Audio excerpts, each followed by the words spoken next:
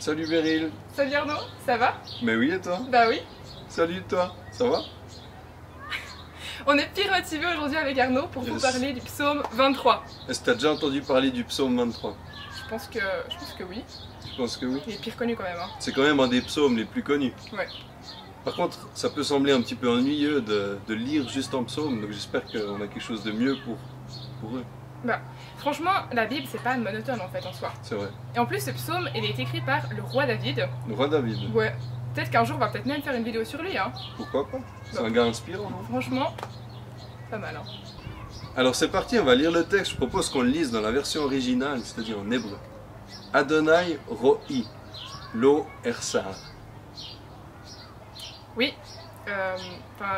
C'est joli, hein. C'est beau hein, comme langue. Mais après, personnellement, je comprends. Enfin, je suis pas hébraïque, tu vois, donc elle comprendrait pas plutôt en français, comme ça ils peuvent tous suivre avec nous. C'est vrai que ce serait plus logique. Hein. C'est plus simple. Hein. C'est un peu bête de lire quelque chose qu'on comprend pas dans l'absolu. Bah ouais. Bon, du coup, ça donne quoi en français, Arnaud? Alors, en français, ça donne « Le Seigneur est mon berger, je ne manquerai de rien ». Waouh. Franchement, rien que ce premier verset, c'est puissant. Hein. Tellement puissant. En fait, ça veut dire que nous, on est un peu comme des brebis et que Dieu, c'est notre berger. Donc ça veut dire que c'est lui qui va nous garder, c'est lui qui va nous protéger, c'est lui qui va faire en sorte en fait qu'on manque jamais de rien. Ça veut dire qu'avec lui, on aura toujours de tout. Enfin, c'est juste magnifique en fait d'être avec Dieu. En gros, on est un peu comme des moutons, mais dans le sens positif du terme. Heureusement. Il me fait reposer dans des pâturages d'herbes bien vertes, comme celle-ci. Il me conduit vers une eau paisible où je peux me reposer. Il restaure mes forces.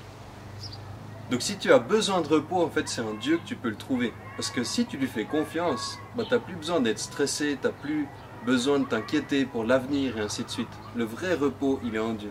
Exactement. Donc la prochaine fois que tu es stressé ou bien que tu as un peu peur, prends un temps avec Jésus, même si c'est court, et demande-lui de te réconforter et de renouveler tes forces, et tu verras que le résultat, il arrive souvent plus vite que tu ne le penses. Exactement. Ensuite, le psaume, il dit « Il me mène sur le bon chemin pour montrer sa gloire ». Ça signifie que Dieu est juste et il a envie que toi aussi, tu vives une vie juste. Donc pas seulement devant tes amis ou tes copains ou ta famille, mais vraiment devant tout le monde et surtout et principalement même devant Dieu. En fait. Exactement. Il veut t'apprendre à sortir du péché, à ne pas mentir, à ne pas faire du mal à quelqu'un et ainsi de suite. Et vraiment vivre la vie comme lui il la conçoit, comme lui il l'a créée. Et ça c'est quelque chose de magnifique. Vraiment beau.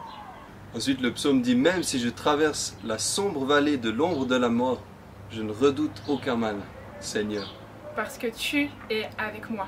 Ton bâton de berger est près de moi et il me rassure. Bon, c'est vrai que là, avec ce verset, ça devient un petit peu plus dur, il me semble. Parce que la vie, c'est pas tous les jours facile, même parfois c'est compliqué, des fois on peut se sentir triste ou tout seul, un peu perdu. Mais en fait, la bonne nouvelle avec ce verset, ça veut dire que même quand tu es tout seul, même quand tu es triste, Dieu est avec toi. Et en fait, il a envie que tu puisses t'appuyer sur lui pour aller de l'avant et puis pour sortir de cette situation, parce qu'avec Dieu, il y a toujours de l'espoir. Tu m'offres un bon repas sous les yeux de mes ennemis. Tu verses sur ma tête de l'huile parfumée. Et tu me donnes à boire en abondance. Donc il faut la faire déborder, hein. Oui, t'inquiète pas. Parce que Dieu fait déborder notre coupe. Et en fait, ça veut dire que Dieu, il nous protège et qu'il met fin au conflit et qu'avec lui, on a la vie en abondance. Ça veut dire une vie qui manque de rien. J'avais lu une fois une étude qui dit que quand il y a un conflit, en fait si tu manges quelque chose au milieu du conflit, ça apaise l'atmosphère.